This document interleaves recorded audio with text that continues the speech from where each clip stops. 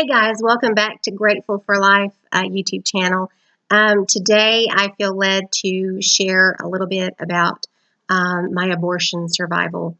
I say my abortion, I should say abortion attempt survival, but what I should really say is the Father's hand in protecting me in the womb, because this is not about me. I'm involved in a big way, but it's not about me. This is about the very fact that the God of Abraham, Isaac, and Israel and their son Yeshua hovered over the womb of my birth mother and protected me from multiple attempts to end my life. As you know from the trailer, I mentioned that I was adopted. I've always known I was adopted. Always known. It has been talked about openly and lovingly because you never keep anything good a secret. And adoption is good. At least it is seen as good in the house that I was raised. When I turned 18, I told my parents that I wanted to find my birth parents because I wanted to know where I got certain characteristics and attributes, and I just had this curiosity. I just needed to know. I didn't feel like there was something missing. It was just, as I was telling a friend the other day, I am curious to a fault. I just want to know. I'm just inquisitive. And I wanted to know. I had to know. Where did I get, these certain body characteristics? Where did I get this nose? Where did this come from? I would like to know. Was it a deal breaker? I mean, would it have destroyed me not to know? No. I would just like to know. It's just a curiosity thing. So when I turned 18, my parents, their words of wisdom was beautiful. They said, we know where we came from. We know where we started. We can't imagine not knowing, so we don't want to withhold that from you or your brother. So if you feel the need, the desire, the curiosity to seek out your birth parents, you have our blessing. And I thought that was so wise and just so loving. So wrote my adoption agency, heard back from them. That was in December when I wrote them, heard back from them in February. They found my birth parents. My birth parents met later on in life and got married. A very odd situation. That usually doesn't happen. I'm going to just give you the generalization because I don't want this YouTube video to be too long. I'm just going to give you an overview of what they shared with me upon our meeting. We exchanged letters when they were found. We exchanged letters. We exchanged phone calls. And then my caseworker, who was assigned to my case through my adoption agency, they thought it was okay for us to meet. So in February 1986, that's how old I am. I know. 1986, I met my birth mother and my birth father. Here's where things changed. One of the very first things out of my birth mother's mouth was, I need to ask for your forgiveness because I tried to get rid of you. What does that mean? I tried to get rid of you. And I said, I don't understand. And my mom is standing right next to me as she's telling me this. And she said, I tried to get rid of you. She said, you see, when I found out I was pregnant with you, I wasn't married. Your birth father was married to somebody else. You were evidence of my sin in secret. You were evidence of the decisions that we made in secret. She said I didn't want to be pregnant, didn't want to look pregnant. I wasn't going to be pregnant. So I had a friend who was a nurse, and she came over in the evenings to give me injections to make you deliver and to get rid of you. To this day, I still don't know what they gave her.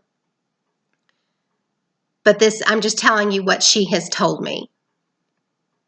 I didn't ask what it was. I wouldn't have known. Oh, yeah, that's it. I wouldn't have known what it was. I wish I would have asked what it was. But she said, we tried to get rid of you. And what is odd is as my birth mother's talking to me, and then my birth father comes in to me later on, there was one statement they kept saying, but you weren't going anywhere. You weren't going anywhere. It was Father. But what she told me, she said, my friend who was a nurse came over to give me injections in the evenings a couple of times to get you to drop. And she said that wasn't working. She said, so I tried to smoke you out. I tried to starve you out. She said, I did everything I knew to do at that time to end a pregnancy, to end your life. I couldn't let my mom know that I was pregnant. I couldn't let my father know. She said my father was the music minister of a Baptist church, so my church family and my family were all the same. Nobody could know.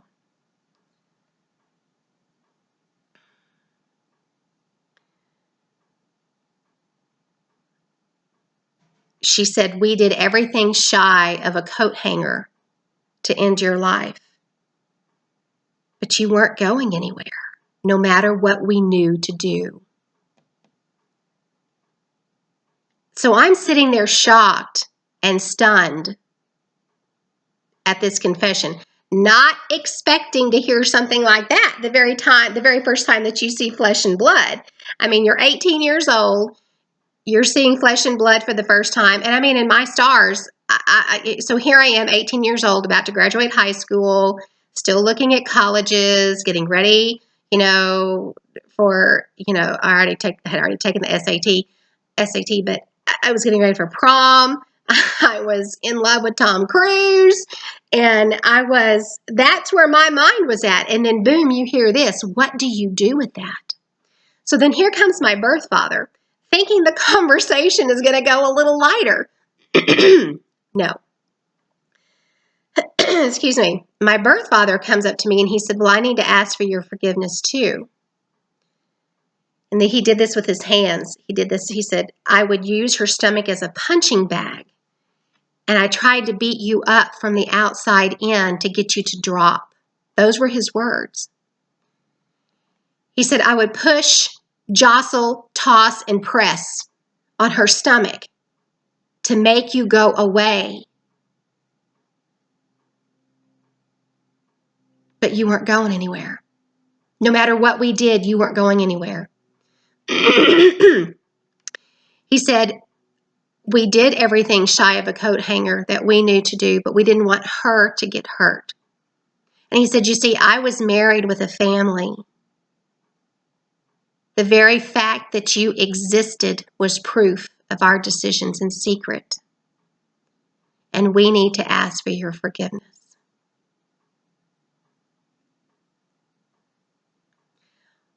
Forgiveness was not the first thing that was on my mind. I am so grateful for my mom.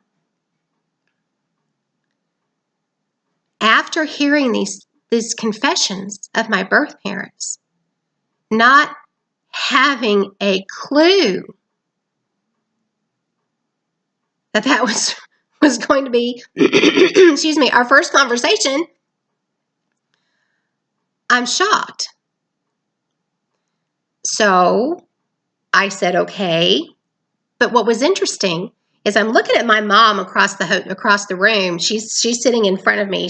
I'm sitting on the bed, and my birth mother is standing in front of me, and my mom is standing in front of me, kind of to the side against the dresser.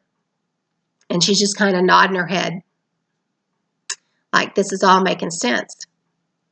My birth mother did not tell the hospital when I was born early, born convulsing, excuse me.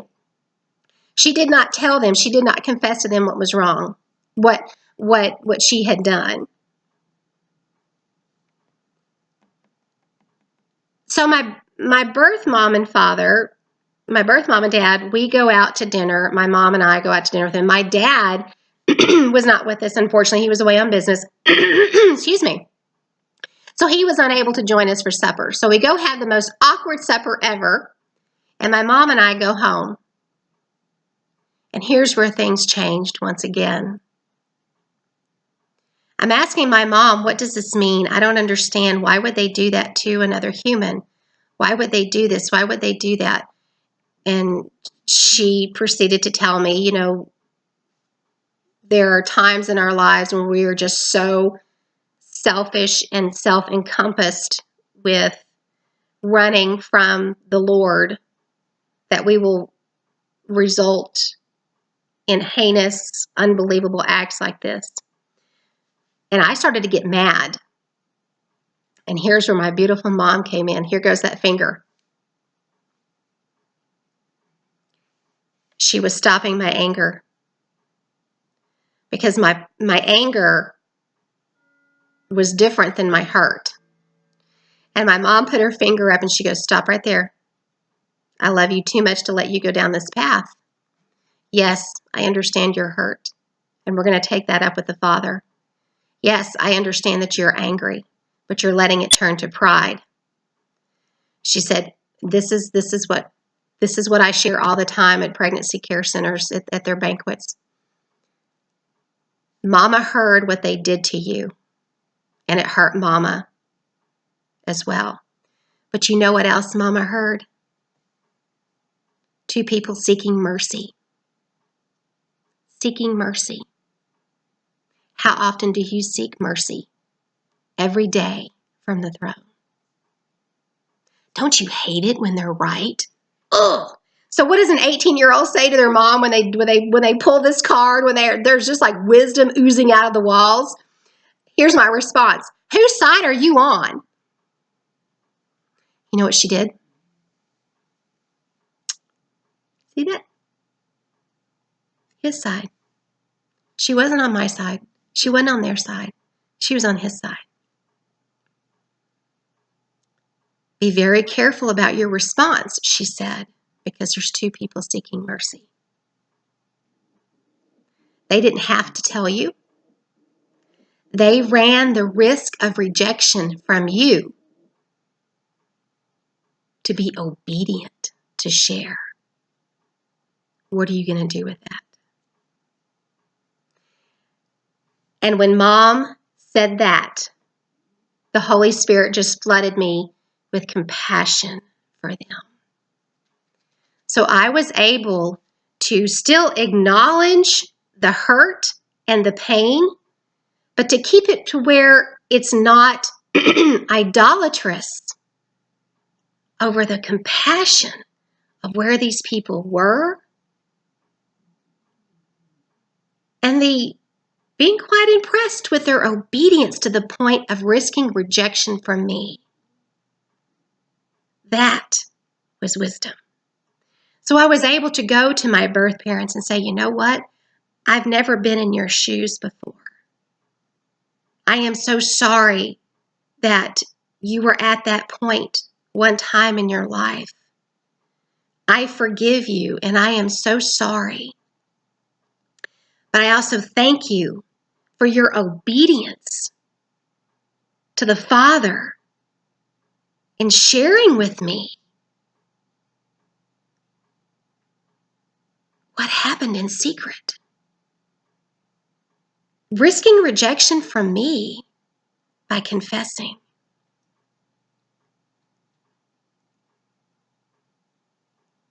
So guys, I just wanted to share a little bit of my abortion attempt survival. My birth parents this was before it was legal. My birth parents didn't need the law. They didn't need an abortionist. They didn't need a clinic, and they didn't need Planned Parenthood. My birth parents did what's referred to as self-induced abortion, attempting to do self-induced abortion. So when Roe v. Wade is overturned, we still have a lot of work to do. moral reform never brought about revival, but revival does bring about moral reform. And part of that moral reform will be hearts that will be reformed. So when hearts are reformed, even though abortion has been a choice since man was created, it doesn't have to be chosen because of our heart response to life. So I hope this video has blessed you. I hope that this testimony of my birth parents' confession of doing everything shy of a coat hanger with smoking and starving and beating and jumping, and my birth father saying, I gave her rough piggyback rides to make you drop, doing everything they could. I hope that shows you that the hand of our Yehovah, that the Yehovah, the God of Israel, Isaac, and the God of Abraham, Isaac, and Israel, and their son Yeshua are still in the business of miracles, even to this day, or over 50 years ago. I'm just going to say over 50 years ago. You don't need to know. Because he hovered over the womb of my birth mother, and he said, no, not this one, not this time. I'm going to put her before people, and she's going to call my name, and she's going to remind them of who I am, what I can do, that I'm the same yesterday, today, and forever. So I hope you're blessed by this. Send me an email at gratefulforlife@yahoo.com. You can leave a comment. The comments are disabled because I will not allow trolling, division, and dissension. I do not mind a healthy discussion, but I will not debate, and I will not allow trolls. So you can leave a comment, and it'll be left in the comment section of the YouTube Creator Studio. I would love to hear from you. But just know we have a lot of work to do to save lives. Consider yourself loved, and let me bless you real quick. May Yehovah bless you and keep you. May he make his face to shine upon you. May he lift up his countenance to you, be gracious unto you, and give you his shalom. Just remember, it is the glory of Yehovah to conceal a matter, and it is the honor of kings to search it out. And if you want to hear more of my testimony, stay tuned, because I have a testimony and a message. Look forward to hearing from you guys. Love you guys. Talk to you later. Bye.